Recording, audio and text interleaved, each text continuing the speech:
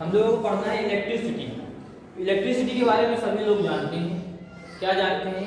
घर में आज बल्ब है, पंखा है, फ्रिज है, कूलर है, वॉशिंग मशीन है, हर एक चीज है, सब किससे चल रही हैं? करंट से।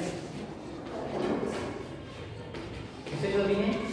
करंट। करंट मतलब क्या है? Electricity. Electric current, flow of electric current is said to be electricity.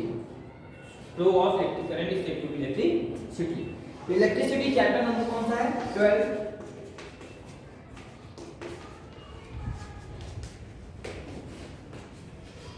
Electricity. सबसे पहले हम लोग ये समझ लेते हैं कि करंट क्या होता है। सबसे पहले हम लोग क्या जानते हैं? क्या कि करंट क्या होता है। तो करंट के बारे में हम लोग पढ़े थे। If a net charge Q, if a net charge Q across any cross section of a conductor is time t। हम ऐसा बोले कि एक कोई चार्ज है Q, ठीक है, ये क्या हो रहा है? फ्लो हो रहा है किसी एक क्रॉस सेक्शन कंडक्टर में, एरिया में, कितने टाइम पे? t टाइम पे।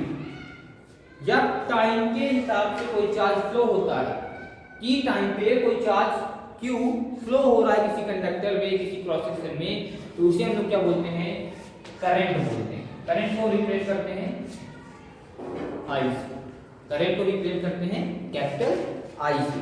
तो इसका मतलब क्या होता है कि अगर हम लोग बात करें किसी एक क्रॉस सेक्शन की बात करें, तो किसी एक क्रॉस सेक्शन में या किसी एक क्रॉस सेक्शन में कंडक्टर में कोई चार्ज है, चार्ज का नाम बोल दिया हम लोगों ने Q, और वो t टाइम पे, अगर टाइम t पे फ्लो हो रहा है, ट्रेवल कर रहा है किसी क्रॉस सेक्शन में, तो हम लोग उसको बोलते हैं कि ये क्या है? करंट है। इस प्रोसेस को बोलते हैं करंट। करंट का मतलब सीधा सीधा मतलब क्या होगा अपने नॉर्मल लैंग्वेज में? समय के हिसाब से जब कोई चार्ज फ्लो हो तो हम क्या बोलते हैं कि वो करंट फ्लो हो रहा है। समय के हिसाब से, समय 1 सेकंड 2 सेकंड t समय में क्या ले लिया? t ले लिया। कितना सेकंड हमें नहीं पता, t समय ले लिया। t समय पे अगर कोई चार्ज फ्लो हो रहा है, कोई चार्ज का क्या कहें? समय को t कह दिया तो कोई चार्ज को q कह देते हैं। और किसी चार्ज समय पे, t समय पे कोई चार्ज q है जो फ्लो हो रहा है किसी एरिया पे, तो हम उसे बोलते हैं क्या? यहाँ करंट फ्लो हो रहा है। ये क्या फ्लो हो रहा है? करंट चल रहा है। करंट चल रहा है मतलब क्या है? उसको रिप्रेजेंट करते हैं I से। करंट का मतलब क्या हो गया? I। Current equal to charge per unit time. Simple से समझे, current equal to charge per unit time.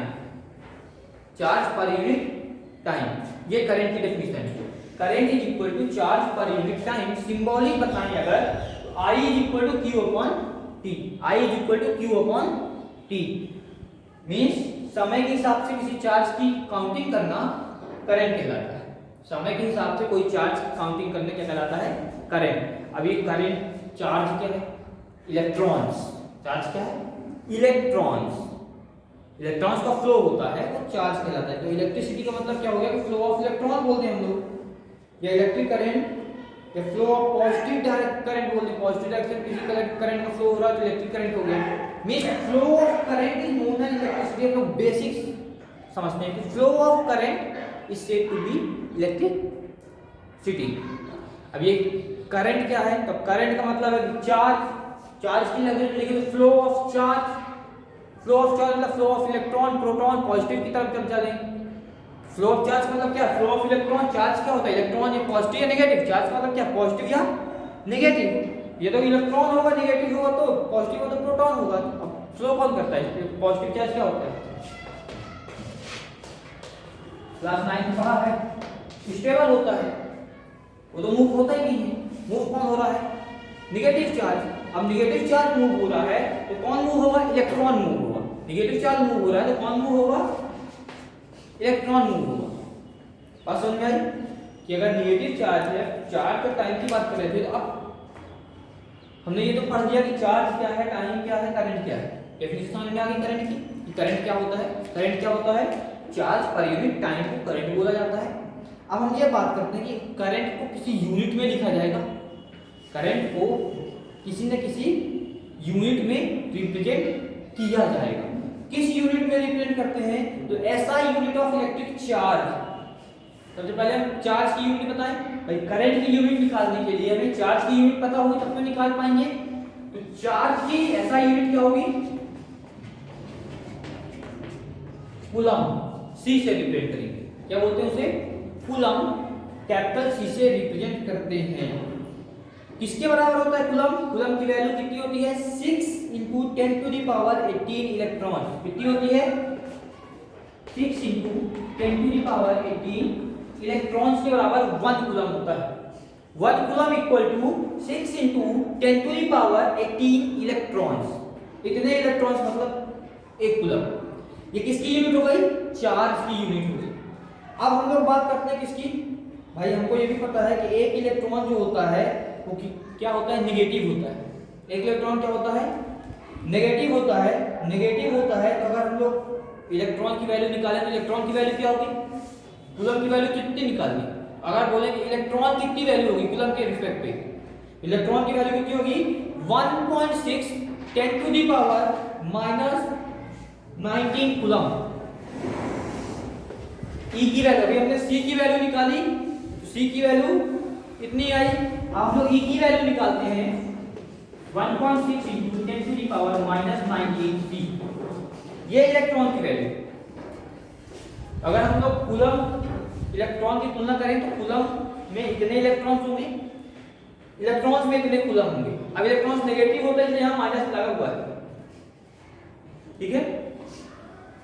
अब हम लोग क्या बात करिए कि हमारे पास चार्ज की SI यूनिट मिल गई, बचा क्या? टाइम। तो टाइम की SI यूनिट सभी को पता है। तो हम लोग करंट की SI यूनिट बता नहीं, तो करंट की SI यूनिट क्या होगी? एम्पियर। क्या होगी? एम्पियर। अब एक फ्रेंच के साइंटिस्ट थे, जिनका नाम था एंड्रे मारिये एम्पियर। क्या नाम था? एंड्रे मारिये एम्पियर, जिन्होंने करंट को एक्सप्रेस किया था। जिन्होंने क्या किया था? करंट को एक्सप्रेस किया था। तो उन्हीं के नाम पे उसकी SI यूनिट डाल दी। SI यूनिट के नाम पे क्या हो गया? उन्हीं के नाम पे हो गया। तो क्या नाम था SI यूनिट का? एम्पियर। I की SI यूनिट, इस करंट की SI यूनिट कितनी है? A का मतलब कैपिटल A का मतलब क्या है? एम्पियर। कोई वैल्यू नहीं, A का मतलब क्या है? एम्पियर।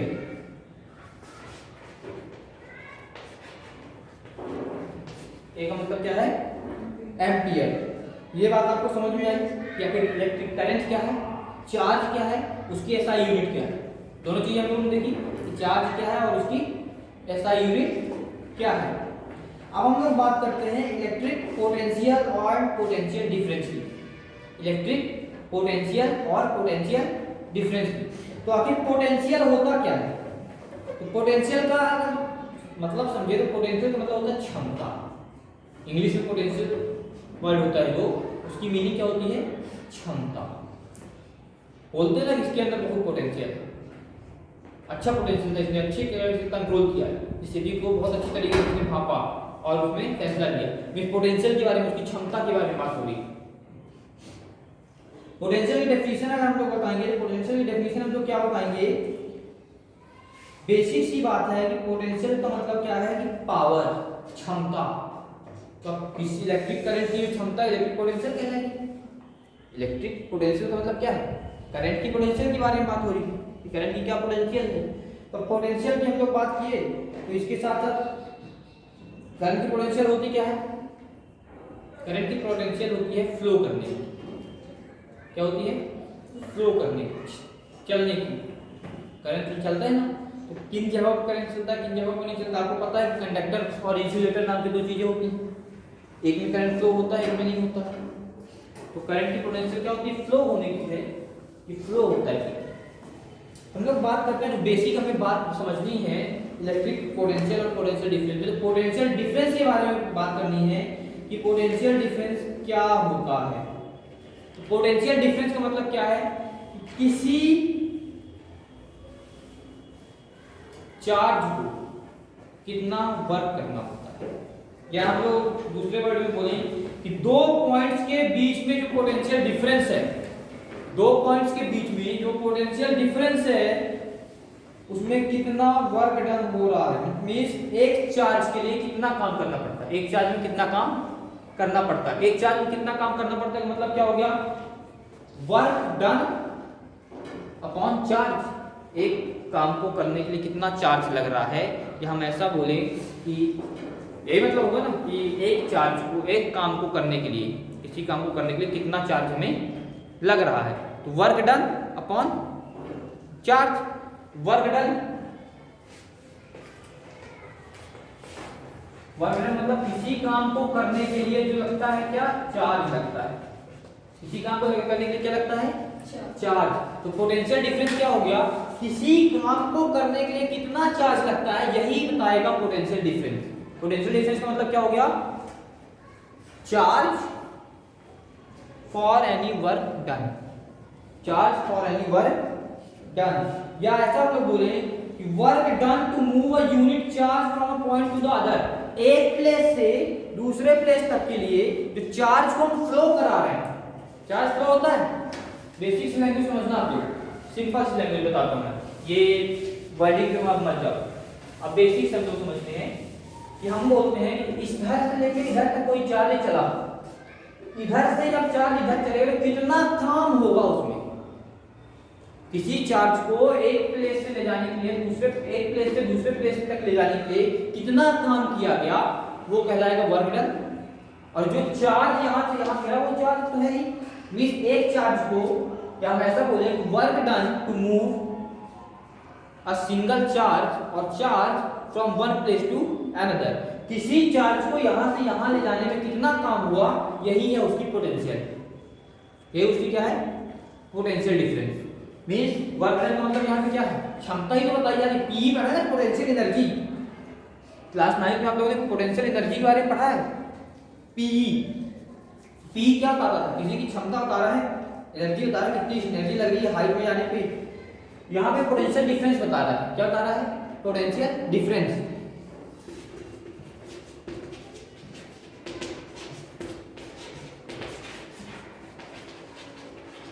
पोटेंशियल डिफरेंस का मतलब क्या हो गया भाई, हम यहाँ से कोई चीज यहाँ मूव करेंगे, हम चार्ज की बात नहीं करते, किसी भी चीज की यहाँ से यहाँ तक मूव करेंगे तो कुछ काम करना पड़ेगा हमें मूव करने के लिए। अपने आप तो होगा नहीं कि बस मंत्र पढ़े और मूव, ऐसा तो होता नहीं है, कुछ ना कुछ काम करना पड़ेगा। हम चार्ज को अगर यहाँ से यहाँ तक मूव कराते हैं तो हमको जो काम करना पड़ता है वो ही कहलाता है क्या, potential difference.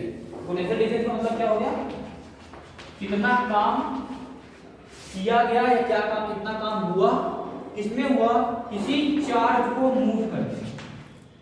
Means work done to move a charge, work done to move a charge. Move का मतलब क्या, एक प्लेस से दूसरे प्लेस।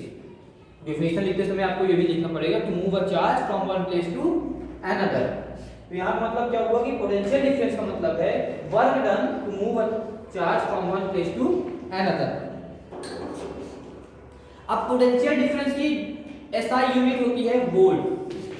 एसआई यूनिट क्या होती है, वी से रिप्रेजेंट करते हैं, इसका मतलब है वोल्ट, VOLT। एसआई यूनिट क्या होती है, वोल्ट होती है।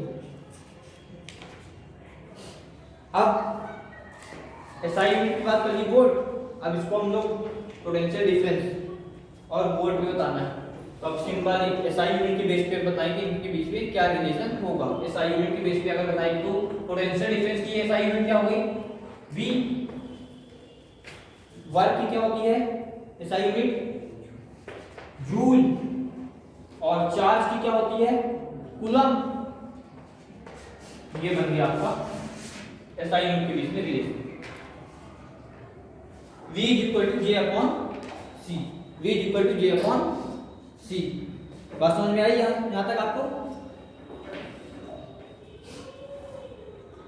इसके बाद आपका एक टॉपिक है सर्किट डायग्राम। ये सर्किट डायग्राम आपकी बुक में टेबल बना हुआ है कि किसके लिए कैसा डायग्राम बनता है, क्या सर्किट डायग्राम। सर्किट डायग्राम का मतलब क्या होता है, एक सर्किट में किसी चीज को हमको रिप्रेजेंट करना है। एक सर्किट में इलेक्ट्रिक सर्किट बनाई हमने, अब किसी चीज को रिप्रेजेंट करना है कि यहाँ पे बल्ब लगा है, यहाँ पे बटन है, तो उसके लिए कुछ सर्किट डायग्राम सिंबल्स बनाए गए। क्या बनाए गए, सिंबल्स। तो किस चीज के लिए क्या सिंबल यूज होता है, ये आपके बुक में पेज नंबर 203 में एक टेबल बना हुआ है 12.1, इसमें पूरे सिंबल बने हुए हैं जो आपको पढ़ना है। ठीक है, ओके। ओम्स लॉ हम लोग नेक्स्ट वीडियो में करेंगे और बाकी की जो भी टॉपिक्स हमारे बचे हुए हैं, जो भी एक्सप्लेनेशन है, वो हम लोग नेक्स्ट वीडियो में करेंगे। ठीक है, ओके, थैंक यू।